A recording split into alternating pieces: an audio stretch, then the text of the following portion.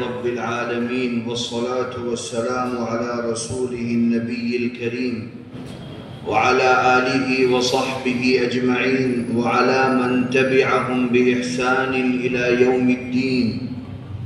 أما بعد فأعوذ بالله من الشيطان الرجيم. بسم الله الرحمن الرحيم.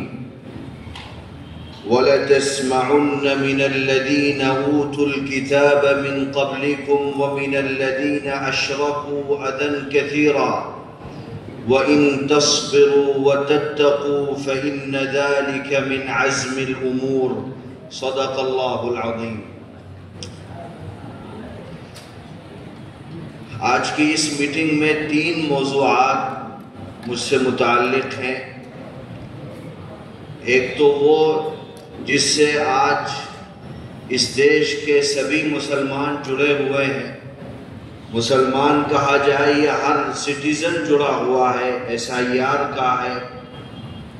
دوسرا اوقاف کے حوالے سے ہے اور تیسرا مدارس اسلامیہ کے تحفظ کے حوالے سے.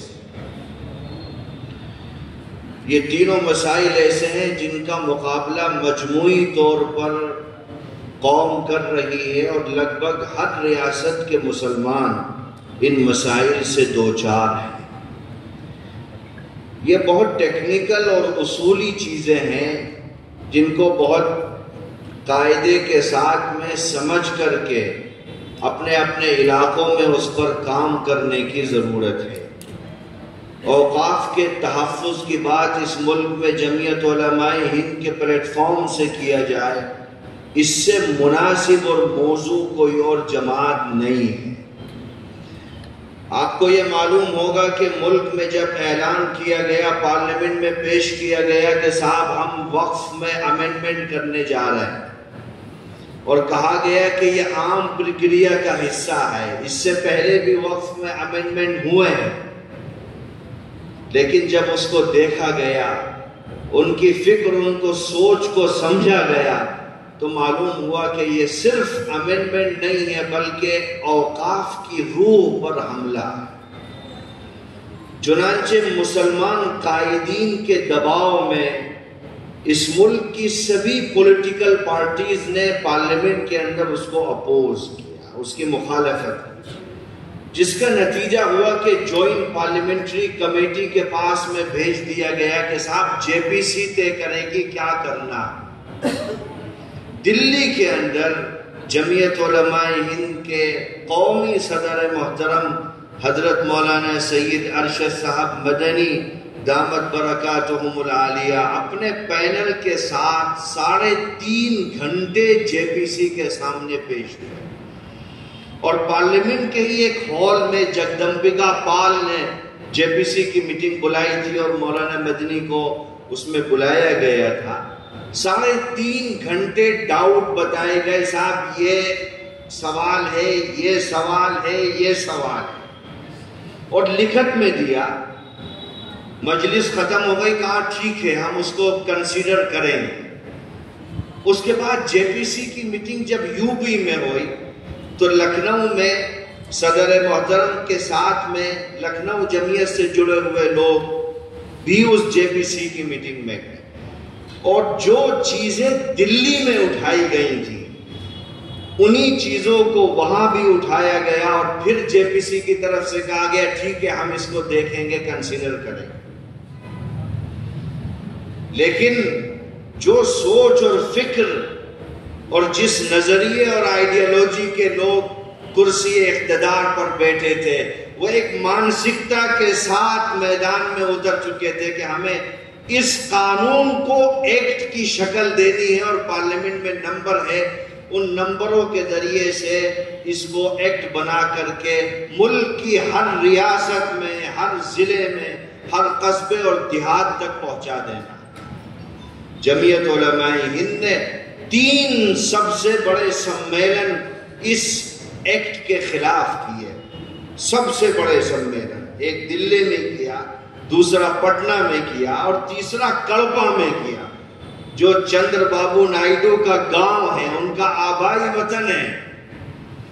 لیکن ملک کی بدقسمتی سے یہ قانون پارلیمنٹ میں پیش کیا گیا اور نمبر کے کھیل میں رات 2:25 پر بھارت کی سنسد نے اس کو آخری قانونی شکل دی۔ چونکہ یہ ملک، یہ معلوم ہونا چاہیے کہ یہ آئینی ملک ہے، جمہوری ملک ہے، اور جمہوری ملک کے اندر پارلیمنٹ سپریم ہوتا ہے۔ عدالت جوڈیشری جو ہوتی ہے وہ قانون بنانے کی پاور نہیں رکھتی ہے، اس کا کام قانون کی تشریح کرنا ہے۔ قانون بنانے کا کام بھارت کی عدالت، بھارت کی پارلیمنٹ کا، اس لیگل طریقے سے، اس پروسیس کو فالو کرتے ہوئے جب اس کو ایکٹ کی شکل دے دی گئی اور ہمارے پاس میں ایک راستہ بچا کہ ہم بھارت کی عدالت عظمیٰ میں جائیں، پارلیمنٹ میں جائیں اور پارلیمنٹ میں جا کر کے یہ درخواست کریں کہ یہ ایکٹ بھارت کے سمویدھان کی روح کو اور آرٹیکل 25 اور 26 کو اگنور کر کے بنایا گیا ہے۔ یہ ہزاروں لاکھوں کروڑ کی جو مسلمانوں کی اوقاف ہیں، جائیداد ہیں، ان کو ہڑپنے کے لیے اور ناجائز طریقے سے ان پر قبضہ کرنے کے لیے اس ایکٹ کو لایا گیا۔ آپ نے دیکھا ہوگا جمعیت علماء ہند نے ملک کے سب سے مشہور وکیل کپل سبل کو عدالت کے اندر کھڑا کیا، اور سبل صاحب نے جو بحث کی ہے، ہم لیگل چیزوں سے جڑے ہوئے لوگ ابھی کچھ دن پہلے ایک مجلس میں بیٹھے ہوئے تھے، آزادی کے بعد جن 5 موضوعات پر سب سے ڈیٹیل اور تفصیلی بحث ہوئی ہے اس میں سے ایک یہ اوقاف کا معاملہ بھی ہے، اور سبل صاحب نے پوری قوم کی طرف سے جمعیت علماء ہند کے نمائندے کی حیثیت سے سپریم کورٹ کے سامنے اپنے سوالات کو رکھا، انہی شکوک و شبہات کو جن کو مولانا مدنی پارلیمنٹ کی ایک میٹنگ میں جے پی سی کے سامنے رکھ چکے تھے۔ چنانچہ سپریم کورٹ نے سنا اور پھر کچھ پراودھانوں پر اسٹے کر دیا گیا۔ ابھی فائنل آرڈر نہیں آیا، انترم آرڈر آیا۔ کئی چیزیں اس میں عجیب و غریب تھیں۔ کہا گیا کہ صاحب 5 سال کا مسلم پریکٹسنگ ہونی چاہیے تب آپ وقف کرنے کے مجاز ہوگے۔ بھائی 5 سال سے یہ مسلمان ہے نہیں ہے، ایسا کون سا تھرمامیٹر ہے جس سے آپ کو پتا چلے گا کہ یہ نماز پڑھتا ہے نہیں پڑھتا؟ سپریم کورٹ نے اس کو بھی اسٹے کر دیا۔ کلیکٹر کو پاور دی گئی تھی، اگر کسی پراپرٹی کے بارے میں ڈسپیوٹ ہے تو کلیکٹر کو یہ کہا گیا تھا کہ صاحب آپ جو لکھ دو گے ہم اس کو مان لیں گے، ٹریبونل کی حیثیت کو ختم کر دیا گیا۔ ہم نے کہا کورٹ سے صاحب کلیکٹر تو سرکار کا نمائندہ ہے، جو لکھنؤ سے طے ہوگا اتر پردیش کے ہر ضلع کا ڈی ایم وہی کرے گا، چونکہ اس کی ترقی کی باغ ڈور لکھنؤ میں بیٹھے ہوئے لوگوں کے پاس میں۔ چنانچہ اس کو بھی روک دیا۔ بورڈ کے اندر نان مسلم کتنے ہونے چاہیے؟ سولیسیٹر جنرل نے پارلیمنٹ کے آفیشیل بیان کو اگنور کر کے عدالت میں کہا کہ نہیں صاحب، ہم کہتے ہیں کہ 2 اس سے زیادہ نہیں ہوں گے، پارلیمنٹ میں جو بات کہی گئی ہے ہم اس کا وروଧ کرتے ہیں۔ ان چیزوں کو اسٹے کر دیا سپریم کورٹ نے، لیکن کچھ پراودھانوں پر روک نہیں لگائی، اس کے لیے لیگل اور قانونی لڑائی جاری ہے۔ اب اصل بات شروع ہوتی ہے، یہ تو مقدمہ تھا، جو چیز ہمیں اور آپ کو سمجھنی ہے۔ اس ایکٹ کے اندر ایک ہے سیکشن 3B۔ یہ سیکشن 3B کیا کرتا ہے؟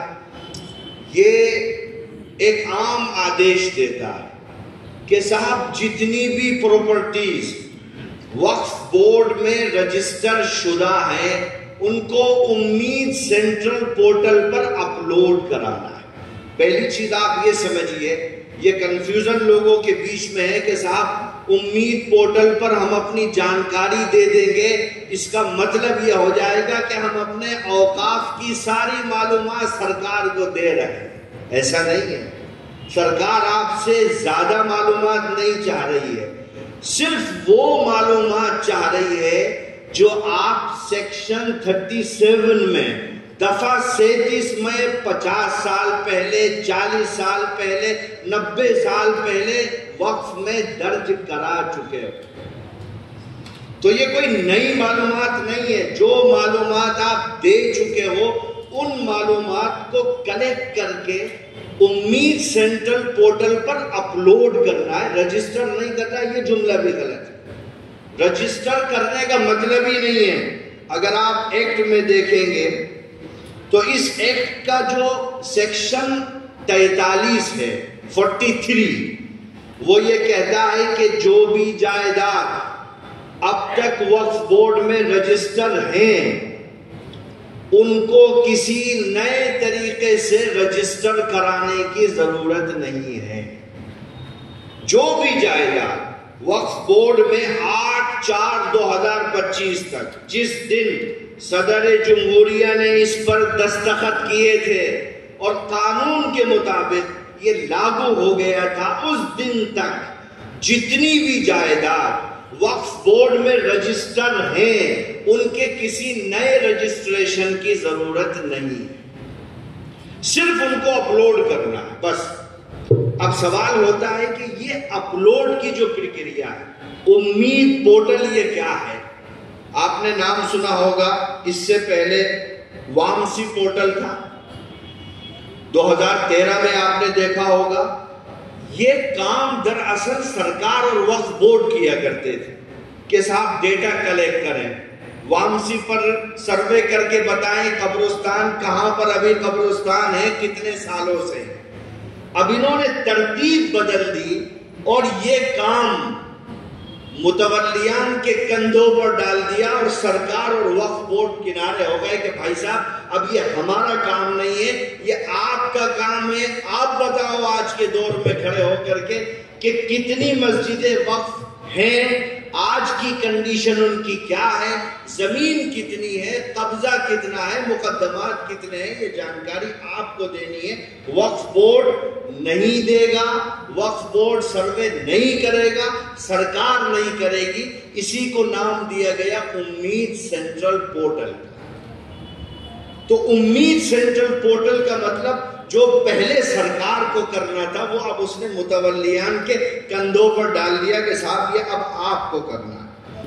اب میں نے ابھی بتایا کہ سیکشن 43 کہتا ہے صاحب کوئی نئے رجسٹریشن کی ضرورت، آپ اپنے دماغ سے نکال دیجئے کہ یہ پارٹ آف رجسٹریشن کی پرکریا ہے، یہ صرف اپلوڈنگ کا معاملہ ہے، اس سے زیادہ اس کی کوئی حیثیت نہیں۔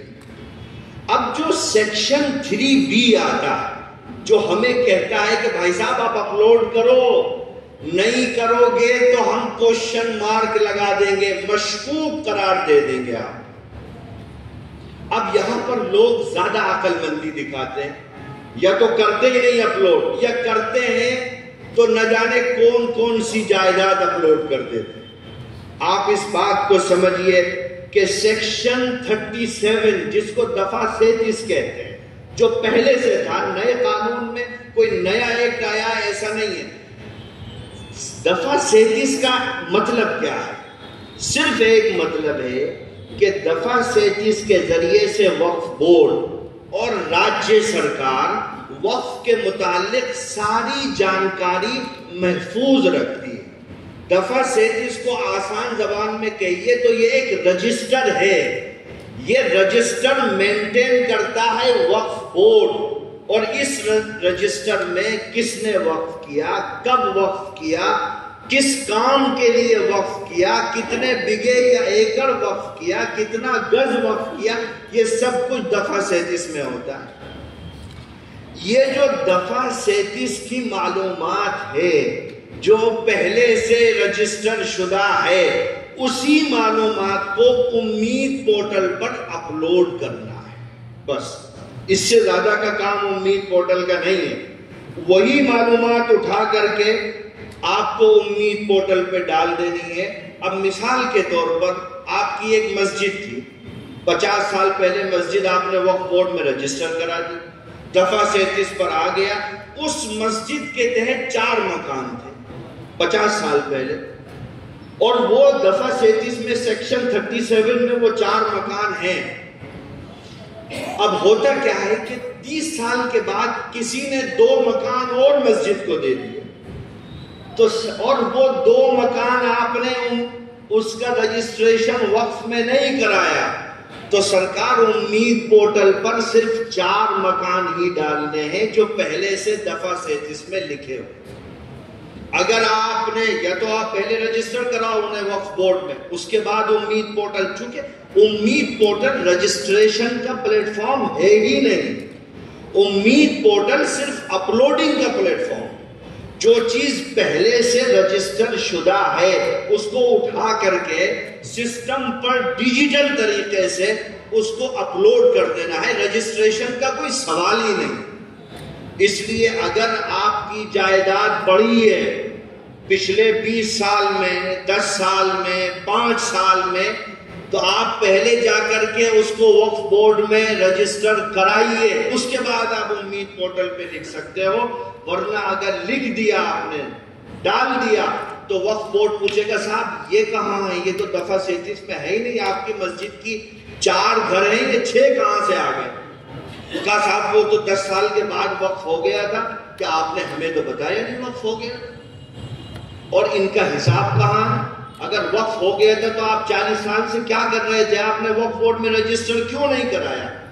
تو سرکار کا جو چناوی جملہ ہے کہ وقف کے نام پر ہزاروں کروڑ ایکڑ زمین مسلمانوں نے قبضہ کر رکھی ہے، گورنمنٹ کل کھڑے ہو کر کے کہے کہ دیکھیے صاحب وقف بورڈ میں 1000 پراپرٹی درج ہیں اور امید پورٹل پر 5000 آ گئی، اب بتائیے کہاں سے آ گئی ہیں صاحب؟ بھئی آپ نے تو ڈیٹا دیا نا، دفعہ 37 میں سیکشن 37 میں وہ 1000 کا ہے، اور آپ جو امید پورٹل پر اپلوڈ کر رہے ہو وہ 5000 ہو گئے، مطلب یہ ہے کہ آپ نے سرکاری زمینوں پر قبضہ کر رکھا۔ اسی ایجنڈے کو سمجھنے کی ضرورت ہے، اس لیے جتنی چیز مانگی گئی ہے اتنی چیز آپ نے لکھنی ہے، اس سے زیادہ لکھنے کی ضرورت نہیں ہے۔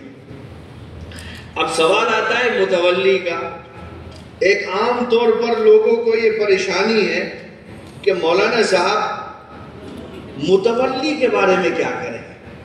بھیا متولی تو 50 سال پہلے چلے گئے اور نیا متولی بنایا نہیں، کام وقف بورڈ کا ہے، ہم نے وقف بورڈ کو لکھا نہیں، اس کا ڈیتھ سرٹیفکیٹ وقف بورڈ کو نہیں دیا، اس نے نیا متولی نہیں بنایا۔ اب جب وہ متولی کی ڈیٹیل مانگتا ہے تو اب پریشان ہے کہ بھائی صاحب یہ متولی کو اب کہاں سے لے آئے 50 سال پہلے کا۔ اب اس میں یہ کمی ہے، لیکن اب اس کمی کو اس کا ازالہ کیسے کرنا ہے؟ آپ پہلے تو سسٹم پر اپلوڈ کر دیجئے، وہ کہتا ہے بھائی متولی کا نام دے دو، یا کسی سجادہ نشی کا نام دے دو، یا نائب کا نام دے دو، یا کسی مسجد کے مصلی کا نام دے دو، ہم سائٹ بنا دیں گے 2 ID کے ساتھ۔ لیکن اس سے بہتر طریقہ ایک ہے کہ آپ وقف بورڈ کو چٹھی لکھیے، آپ کہیے کہ صاحب ہمارا متولی 50 سال پہلے اللہ کے ہاں پیارے ہو گئے تھے، آپ نے نیا متولی نہیں بنایا۔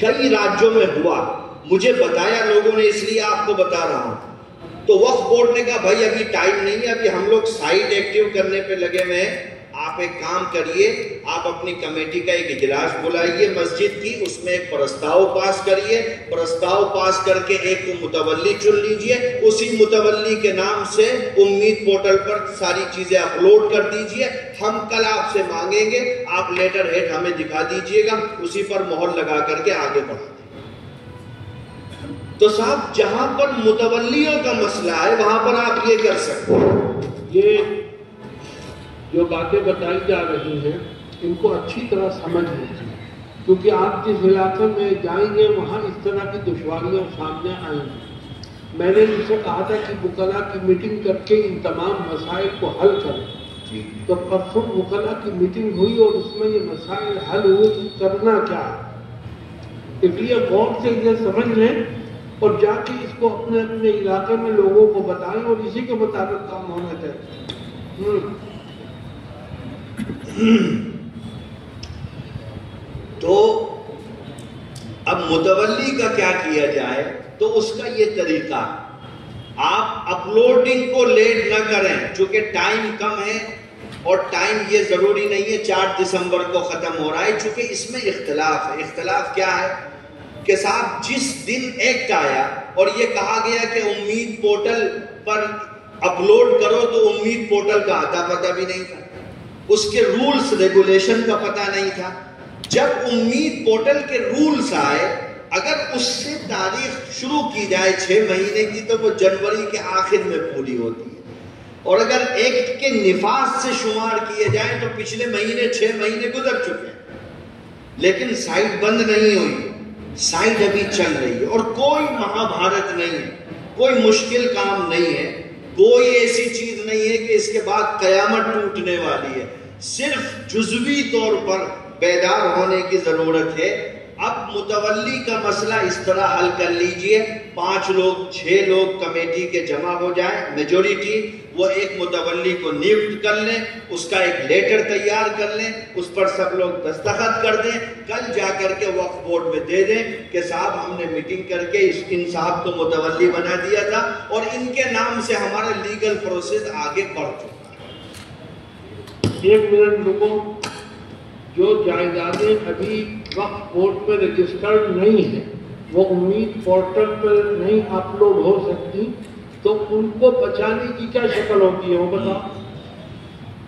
اب امید پورٹل پر آپ نے متولی کے نام سے چیزوں کو اپلوڈ کر دیا، اب آپ کا سسٹم چلتا رہے گا، اور کل اگر یہ کوشچن ہوتا ہے تو آپ پرستاؤ اپنا دکھا سکتے ہیں۔ اب دوسری چیز یہ ہے، میں نے شروع میں یہ بات عرض کی تھی کہ سیکشن 3B اس میں کلیئر لکھا ہے کہ صاحب امید پورٹل پر صرف انہی جائیداد کو اپلوڈ کرنا ہے جو وقف بورڈ میں رجسٹر ہیں۔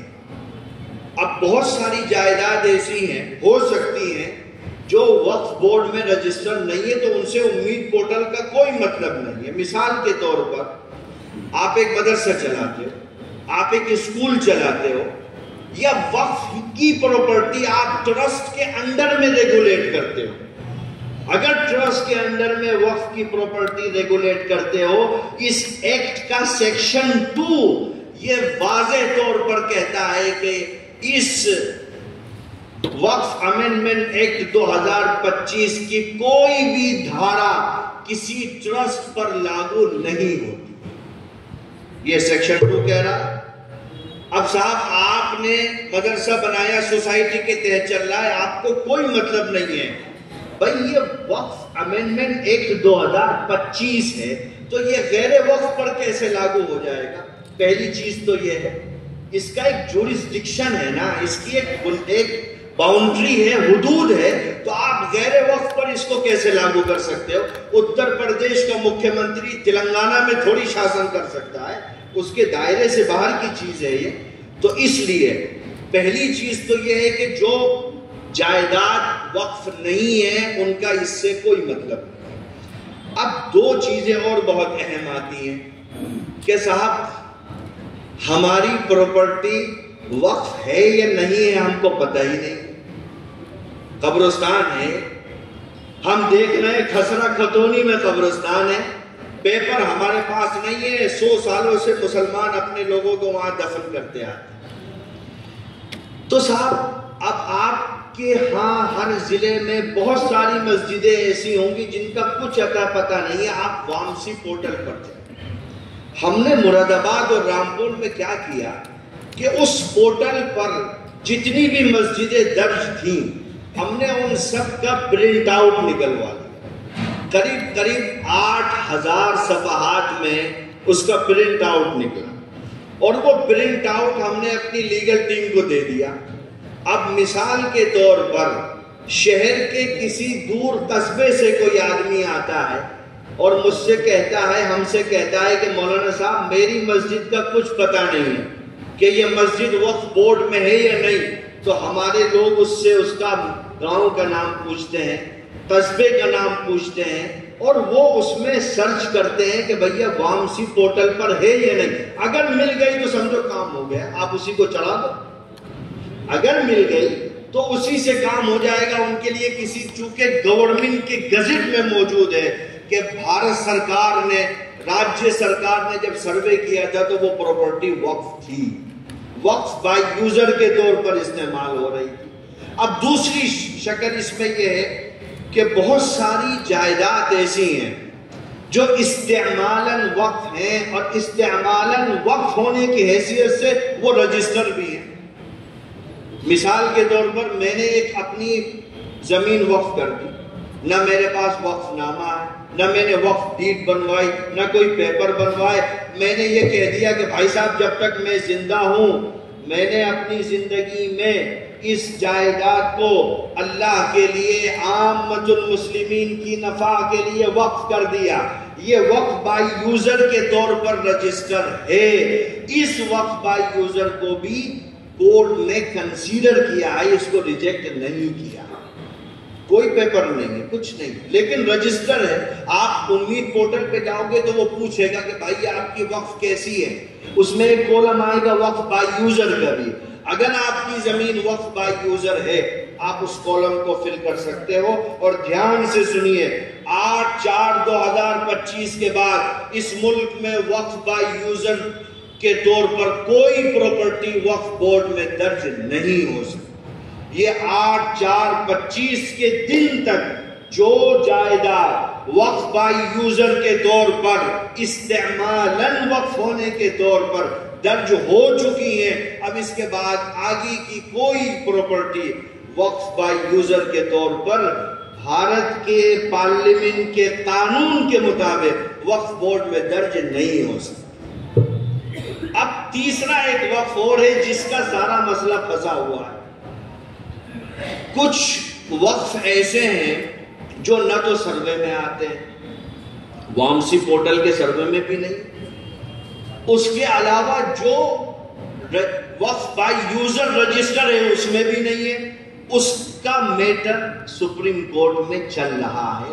ابھی انترم آرڈر میں کورٹ نے ہمیں اس میں ریلیف نہیں دی ہے، لیکن جمعیت علماء ہند کے صدر محترم حضرت مولانا ارشد مدنی صاحب کی قیادت میں قانونی چارہ جوئی اور لڑائی جاری ہے۔ ہمیں اللہ کی ذات سے یقین ہے کہ اس کو بھی تحفظ ملے گا اور مسلمانوں کی ہزاروں مساجد، مزار اور قبرستان محفوظ رہیں۔ اب صاحب وہ بیچ میں سیکشن 2 کی بات آ گئی تھی والد محترم کے حکم پر، لیکن سیکشن 2 الگ سے سمجھنے کی چیز ہے اور بہت مزیدار چیز ہے۔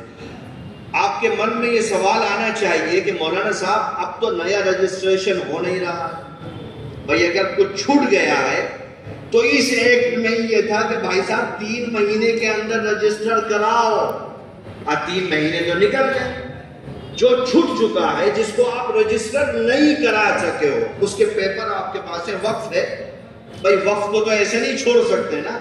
اگر کسی آدمی نے وقف کیا ہے تو اس کو آپ کو اولاً وقف بورڈ میں تو اس کو رجسٹر کرانا چاہیے نا، تاکہ جگہ محفوظ رہے۔ اب میرے نام پر مسجد بن رہی ہے، ابھی بن رہی ہے، زمین میرے نام پر ہے، اب میں کیا کروں؟ وقف بورڈ میں تو رجسٹریشن ہی نہیں ہو رہا، بند کر دیا۔ مثال کے طور پر میرے کسی رشتہ دار نے کوئی چیز اس نیت سے بنائی کہ بھائی میں اس کو وقف کر رہا ہوں اور ابھی زیر تعمیر ہے، ایسی تمام پراپرٹیاں، ایسی تمام جائیداد جو وقف بورڈ میں رجسٹر نہیں ہے اور آپ چاہتے ہو کہ وہ محفوظ ہو جائیں، تو وقتی طور پر آپ کو ٹرسٹ کا سہارا لینا پڑے گا۔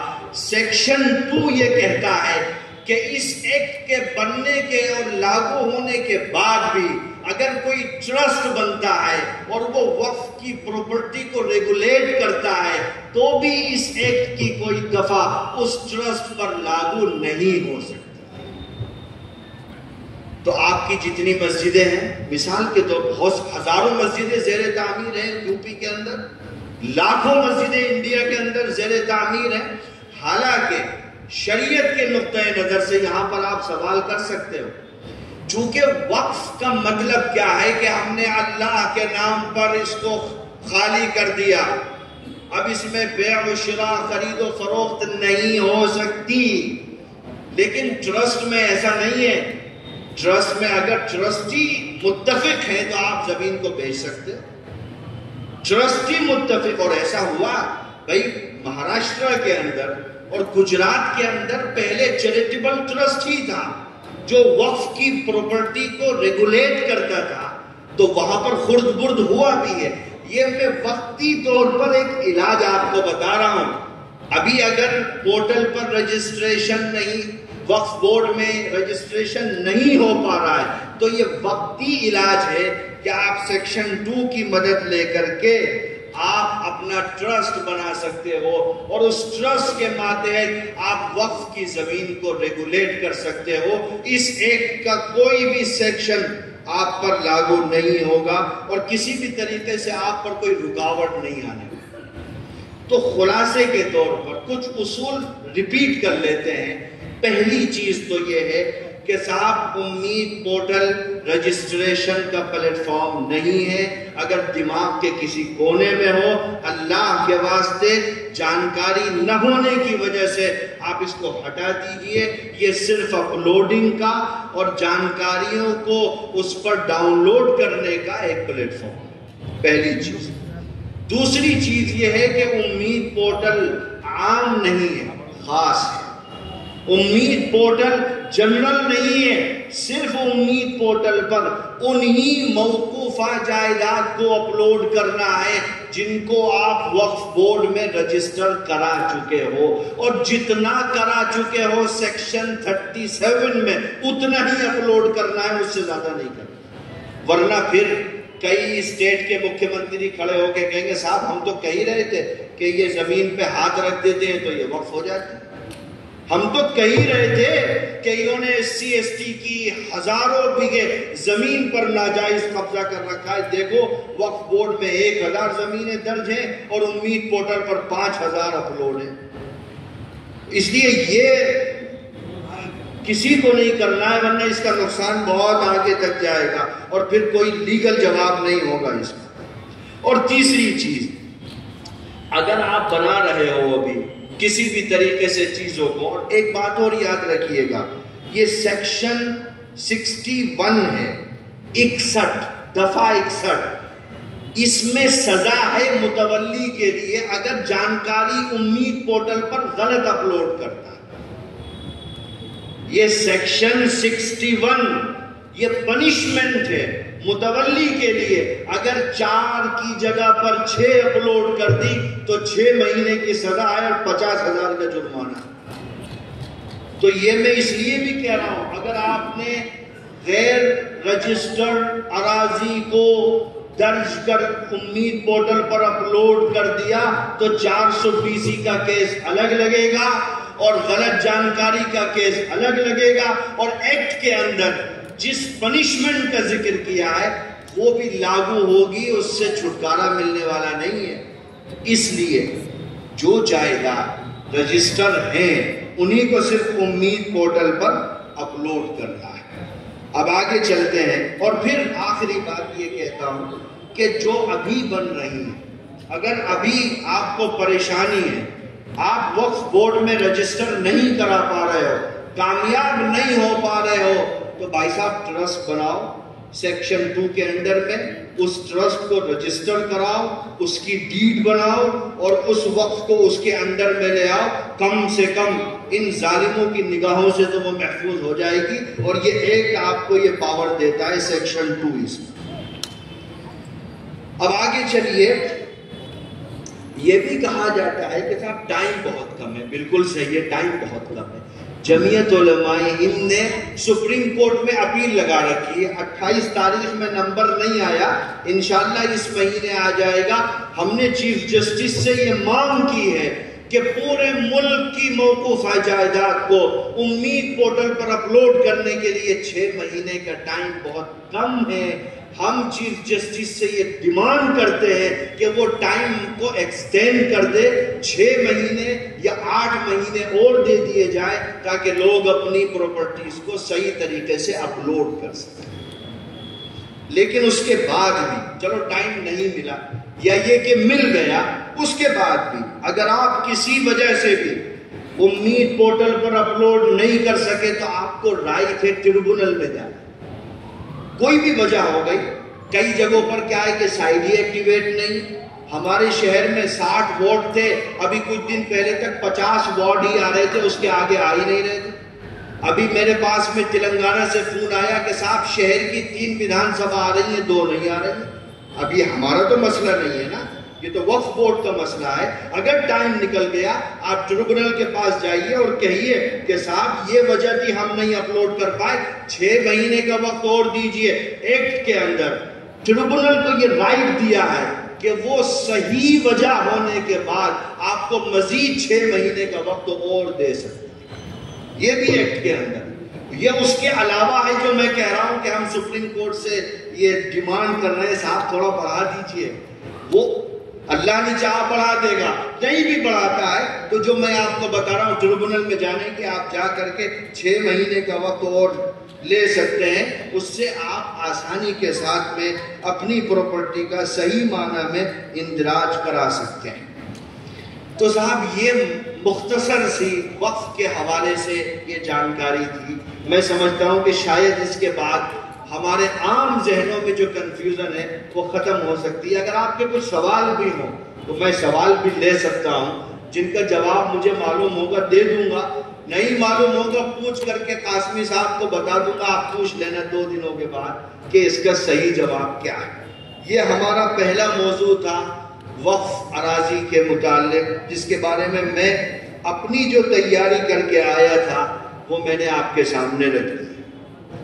اب اس کے بعد دوسرا مسئلہ آتا ہے صاحب SIR کا، بہت گرم، اور یہ وقف بورڈ کی اراضی کا تعلق تو پھر بھی ہر آدمی سے نہیں ہوتا، متولیان سے ہوتا ہے، لیکن یہ SIR جو ہے اسپیشل انٹینسیو ریویژن، اس کا تعلق ہر بھارت کے ناگرک سے، ہر شہری سے اس کا تعلق ہے، اور SIR کی بہت ساری تفصیلات آپ کے پاس آ چکی ہیں۔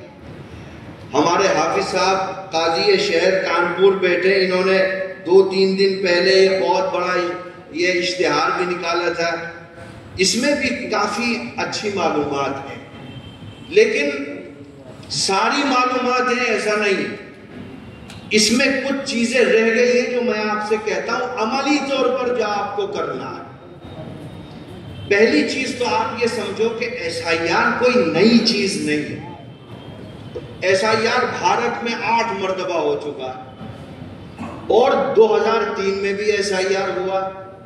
فرق صرف اس SIR میں اور ماضی کے SIR میں یہ ہے کہ اس SIR کو انہوں نے دراصل NRC کے راستے سے ملک میں متعارف کرایا۔ وہ کیسے؟ اگر آپ دیکھیں گے کبھی بھی ووٹر کو متعین کرنے کی اور ناگرک کو طے کرنے کی ذمہ داری یہ عام لوگوں کی نہیں ہوتی ہے، یہ سرکار اور الیکشن کمیشن کی ہوتی ہے۔ یہ سرکار کا کام ہوتا ہے الیکشن کمیشن کا کہ جاؤ ڈھونڈو، تحقیق کرو، ریسرچ کرو، پتہ لگاؤ کہ کون بھارت کا ناگرک ہے اور کون بھارت کا ناگرک نہیں۔ لیکن اس SIR میں انہوں نے وہ ساری چیزیں اٹھا کر کے عام لوگوں کے کندھوں پر ڈال دی، اور بہار میں ہوا کہا صاحب گھسپیٹھی 6 ایسے لوگ الیکشن کمیشن بہار کے الیکشن میں اب تک نہیں پیش کر سکا جو بنگلہ دیشی ہوں اور بہار میں ووٹ دے رہے ہیں، 6 لوگ۔ تو صاحب پکچر بہت کلیئر ہے صاحب، یہ تو ایک پارٹ ہے، پرکریا کا ایک حصہ ہے، پہلے بھی ہوا تھا، ابھی بھی ہوا ہے، ہم بھی جانتے ہیں پہلے ہوا تھا، لیکن آپ جو اب کر رہے ہو وہ بھی ہمیں پتا ہے آپ کیا کرنے جا رہے ہیں۔ اور دوسری بات، کبھی بھی ووٹر لسٹ سمپل طریقے سے بنتی تھی، یہ عمر کے اعتبار سے ووٹر لسٹ تیار کرنا، اور عمر کی جو کیٹیگری ہے وہ اس اشتہار کے اندر ہے۔ پہلی کیٹیگری جن کی پیدائش 1987 سے پہلے کی ہے اور 2003 کی ووٹر لسٹ میں نام ہے، ان کو کوئی کاغذ نہیں دکھانا۔ یہ کیٹیگری میں نہیں پڑھوں گا، یہ کیٹیگری بہت عام ہو گئی، آپ کو معلوم بھی ہونا چاہیے، لیکن اب کچھ چیزیں ہیں جو آپ کو طے کر کے جانے۔ اور ہم 24 گھنٹے کے اندر ایک ایڈوائزری بھی جاری کر دیں گے اتر پردیش جمعیت کے آفس سے کہ لوگوں کو اب عملی طور پر کیا کرنا ہے، چونکہ اس میں بھی 1 مہینے کا ٹائم ہے. یہ 4 سے شروع ہو گیا ہے اور اگلے 4 میں ختم ہونے والا ہے. اور صاحب یہ امتحان ہے، اس امتحان میں کون کتنے نمبر لائے گا یہ اللہ میاں کے ہاں معلوم ہونے والا ہے.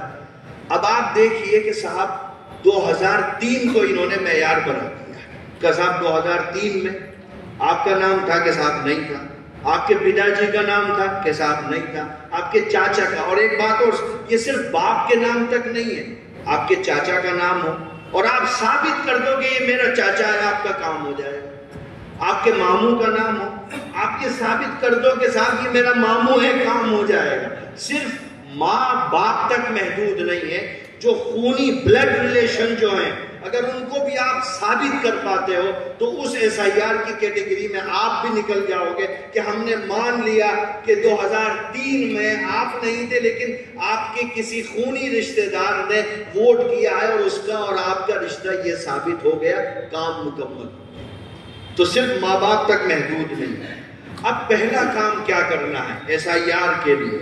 پہلا کام یہ کرنا ہے کہ 2003 کی سوچی لسٹ اور 2025 کی سوچی میں نام چیک کر کے اس کا فوٹو کھینچ کر کے ہر آدمی اپنے پاس رکھ لے. اور 2003 کی ووٹر لسٹ آپ کو مل جائے گی، آن لائن مل جائے گی. نہیں ہم قاسمی صاحب کو دے دیں گے، آپ ان سے لے لیجئے.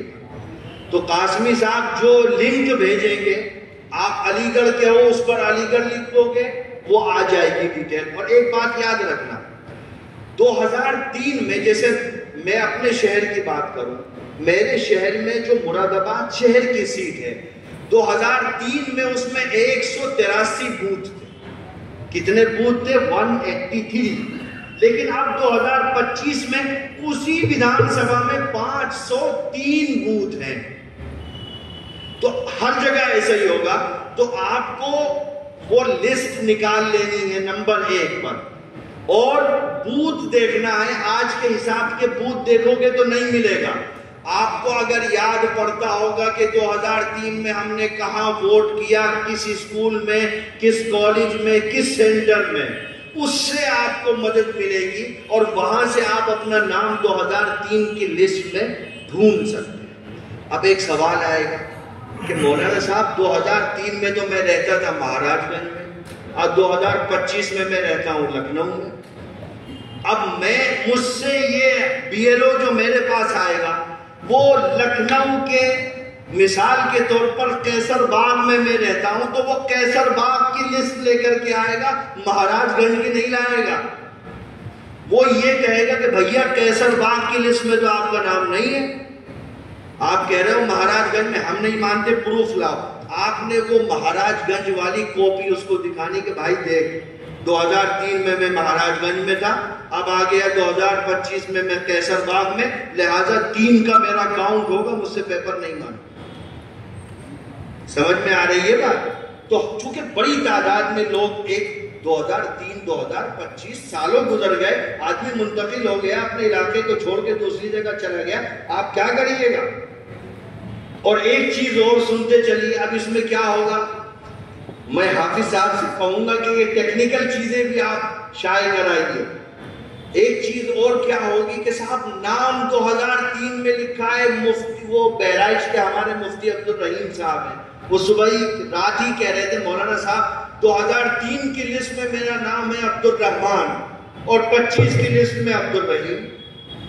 اب وہ کہے گا بھائی صاحب آپ تو بہت آگے کی چیز ہو، وہاں عبدالرحمان دکھا رہے ہو اور یہاں عبدالرحیم دکھا رہے ہو. تو اس میں کریکشن کا بھی ایک پوائنٹ آیا، اس کریکشن کو کرانا آپ کی، چونکہ سن آف تو وہی ہوگا نا بھائی، عبدالرحمان ہو یا عبدالرحیم ہو، پتا جی کا نام تو وہی ہوگا، عطا پتہ تو وہی ہوگا، ماں کا نام تو وہی ہوگا.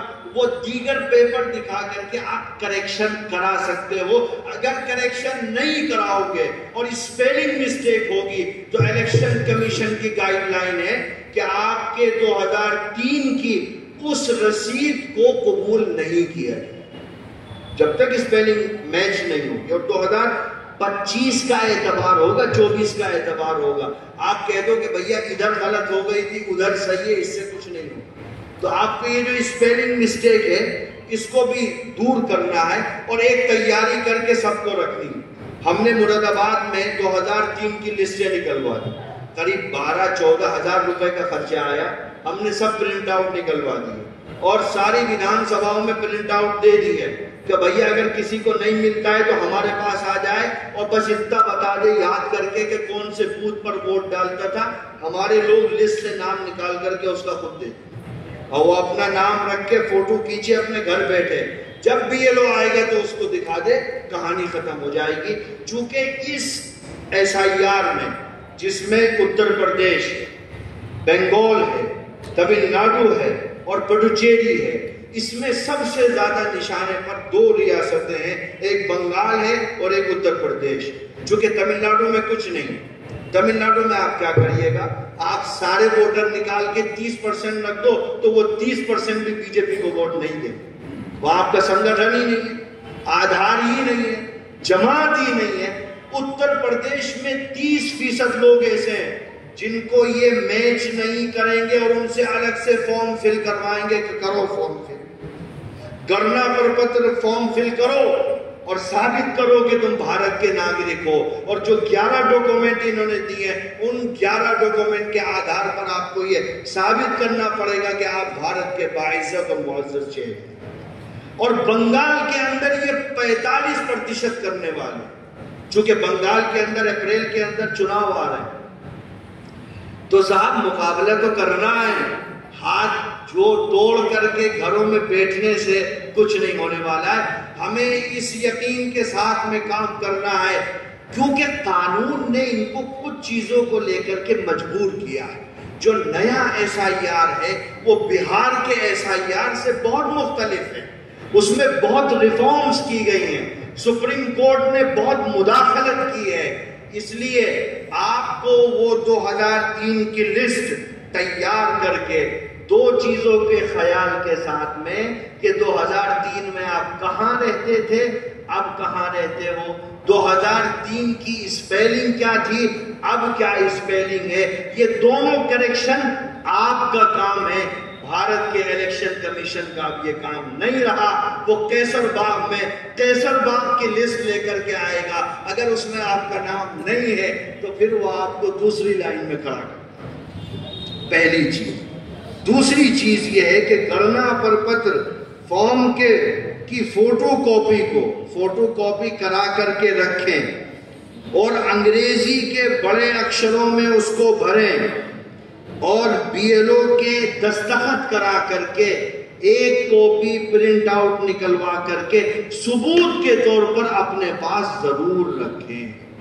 اب آپ کل کہتے رہیے گا کہ صاحب ہم نے تو فارم بھرا تھا، الیکشن کمیشن کہے گا آپ نے تو فارم بھرا ہی نہیں.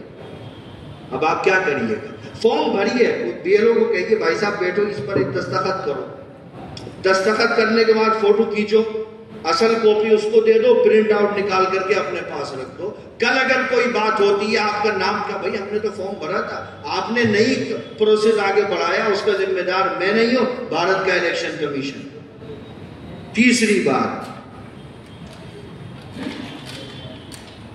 یہ 2025 کی ورتمان ووٹر لسٹ میں جو بھی ووٹر ہیں وہ یہ طے کر لیں کہ 2003 میں وہ کہاں تھے. وہی بات ہے جو میں نے ابھی آپ کو دہرائی ہے. نمبر 4، شہر قصبے ہر جگہ اپنے اپنے ایریے میں 5 سے 10 نوجوانوں کی ٹیم بنائیں جو BLOs کا تعاون کرے. صاحب یہ جنریشن کے لیے کام ہے. ہم جمعیت علماء کے ہر ضلع کے صدر، ہر یونٹ کے صدر 5 لڑکے اپنے BLO کے ساتھ لگائیں کہ صاحب یہ تمہاری مدد کریں گے. اور ہر BLO کو لازم ہے، الیکشن کمیشن کی گائیڈ لائن ہے کہ 3 مرتبہ تمہیں دروازہ جا کر کے کنڈی کھٹکھٹانی ہے کہ بھائی صاحب بتاؤ تم بھارت کے ناگرک ہو، نہیں ہو تو اگر ہو تو کس آدھار پر ہو، اور اگر نہیں ہو تو کس وجہ سے نہیں ہو. یہ BLO طے کرنے والا. جب ہمارے 5 لڑکے ان کے ساتھ میں لگیں گے، اور اگر وہ ترتیب ہو گئی کہ 2003 کی ووٹر لسٹ ان کے ہاتھ میں ہوگی، آپ یقین مان کے چلو کہ آپ کے ضلع کے 2 مسلمان بھی ایسے نہیں ہوں گے جو اس SIR سے متاثر۔ لیکن یہ کرنا پڑے گا صاحب، یہی تو یہ امتحان لیتے ہیں کہ آپ کتنے بیدار ہو۔ تو 4 سے 5 نوجوانوں کی ٹیم بنا لیں اور جو BLOs کا تعاون اور سہیوگ کریں۔ اور نمبر 5، ہر BLO کو الیکشن کمیشن کی طرف سے یہ حکم دیا گیا ہے کہ وہ کم سے کم 3 مرتبہ ہر ناگرک کے پاس پہنچیں، اس کی تحقیق کریں، اڑوسی پڑوسی سے اس کے بارے میں پوچھیں، وہاں کے پارشد سے جانکاری کریں۔ اگر وہ 3 مرتبہ میں بھی انہیں نہیں ملتا ہے تب وہ الیکشن کمیشن کو لکھ کر کے دیں گے کہ صاحب یہ آدمی ہماری لسٹ میں نہیں ہے، ہمیں نہیں پتا کہ یہ بھارت کا ناگرک ہے، یہ بھارت کا ناگرک نہیں۔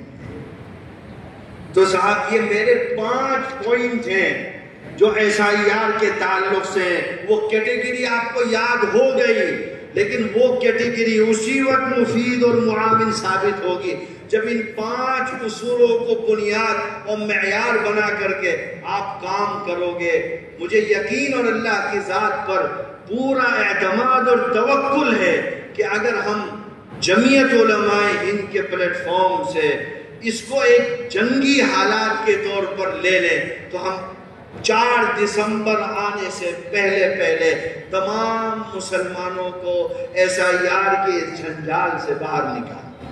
اور ہم نے جو ووٹر بیداری مہم چلائی تھی، لوگ کہتے تھے مولانا صاحب یہ آپ کا کام ہے، یہ علماء کا کام ہے، یہ تو سیاسی پولیٹیکل پارٹیز کا کام ہے، ووٹ کٹے گا تو ان کو کٹے گا، آپ کا کیا؟ اگر جمعیت علماء ووٹر بیداری مہم نہ چلاتی اور ایک جن پد میں 40 ہزار نئے ووٹ نہ بنائے جاتے تو میرے رب کی عزت و جلال کی قسم اس ملک کے ہر صوبے میں ہزاروں جوان ایسے ہوتے جن کی شہریت پر تلوار لٹکی ہوئی۔ آپ شکر کرو اپنے قائدین کا، یہ جمعیت علماء کا فکری انقلاب ہے کہ اللہ نے ان کے لوگوں کے دلوں میں یہ بات ڈالی، اور 2019 کے الیکشن سے پہلے جو ووٹ بیداری مہم چلائی گئی، آج اس کا نتیجہ ہے کہ اتر پردیش میں وہ یہ کہتے ہیں کہ صاحب صرف 30 سے 32%، اور وہ مسلمان نہیں ہے، اس میں مسلمان ہوگا 10%، 12%، بقیہ تو SC ST بھی ہے، شیڈول ٹرائب بھی ہے، وہ لوگ بھی ہیں جو آدیواسی ہیں، گاؤں میں رہتے ہیں، جنگلات میں رہتے ہیں، وہ بھی شامل ہیں اس میں۔ اس لیے ان 5 گزارشات کے ساتھ مجھے امید اور یقین ہے کہ انشاءاللہ ہم SIR کی اس لڑائی کو مضبوطی کے ساتھ لڑیں گے اور اپنی نسلوں کے شہریت کو بچانے میں کامیاب انشاءاللہ۔ آخری بات جو میرے موضوع سے متعلق ہے، مدارس سے، مدارس، تحفظ مدارس۔